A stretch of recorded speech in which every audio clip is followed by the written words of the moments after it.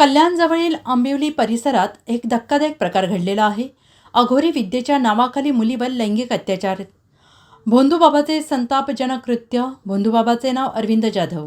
Khadakpada police ठाण्यात भोंदूबाबा विरोधात गुन्हा दाखल। काय सांगशील, काय प्रकार झाला त्याबरोबर? मी एका बाबाकडे गेले होते, त्यांचं नाव आहे अरविंद जाधव, मोन्या गावात राहतात ते। तर त्यांच्याकडे मी माझा फॅमिली प्रॉब्लेमसाठी गेले होते। घरामध्ये थोडे प्रॉब्लेम होतं, ते सॉल्व करण्यासाठी मी तिकडे गेले।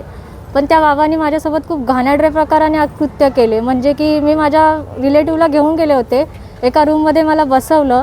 त्याच्यानंतर तिथे मला बोलले पहिले की हो तू खूप प्रॉब्लेममध्ये मला दिसतंय, तू टेन्शन नको घेऊस, मी तुझ्या सगळ्या अडचणी दूर करेल असं बोलले। त्याच्यानंतर माझे जे रिलेटिव्ह होते माझ्यासोबत, त्यांना ते बोलले की तुम्ही बाहेर जावा, आणि मला एकटीला तिथे आतमध्ये बसून घेतलं। आणि आतमध्ये बसून घेतल्यानंतर माझ्यासोबत बोलत होते की तू खूप प्रॉब्लेममध्ये, तुझ्या अडचणी मी दूर करेल, अशा प्रकारे ते पूर्ण माझ्या बॉडीला टच करत होते। म्हणजे फर्स्ट मला पूर्ण बॉडीला टच केले, all touching with private part, असं पूर्ण बॉडीला टचिंग केलं त्यांनी। आणि त्याच्यानंतर मला धमकीसुद्धा दिली की हे तू जर कोणाला बाहेर सांगितलंस तर तुझ्यासोबत खूप वाईट होईल आणि तुझ्या फॅमिलीसोबत पण खूप वाईट करेल मी। आता काय मागणी आहे तुम्ही? आता मी पोलीस स्टेशनमध्ये आले, काल त्यांच्यावर FIR केली, पण अजूनही त्या आरोपीला अटक केलेली नाही आहे। आणि पोलीसवाले बोलतात की नवीन कायद्यानुसार आम्ही अटक नाही करू शकत। तुझी मागणी काय?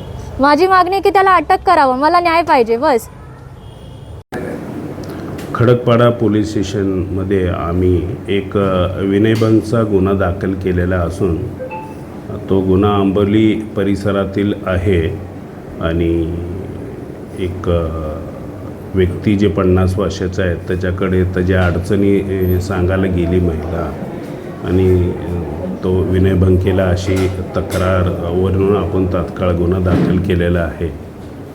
तसंच आपण आव्हानही करत आहोत खडकपाडा पोलीस स्टेशनकडून, महिलांबाबतीत काही अडचण असेल तर तात्काळ संपर्क करा। नमस्कार सर, कसला प्रकार, काय अडचण होती आणि काय करायसाठी गेली होती आसपास? जे पीडित मुलगी आहे तिच्या कुटुंबातील व्यक्तीचं अडचण होती आणि ती शेअर करायला गेली होती, सांगत होती, त्यावेळी ते प्रकार झालेला आहे। त्याप्रमाणे सविस्तर तपास चालू आहे, तपास करू आणि कारवाई चालू आहे। काय मुलीसोबत असा प्रकार घडला आहे? अद्यापर्यंत आम्हाला कुठलीही दुसरी काही तक्रार आलेली नाही, एकच आहे, तरी आम्ही त्या अँगलनं तपास करत आहोत सविस्तर। आपण आता गुन्हा दाखल केलेला आहे, त्या अनुषंगाने नक्की कसा प्रकार काय आणि कशासाठी गेलो या संदर्भात आपण तात्काळ तपास करत आहोत।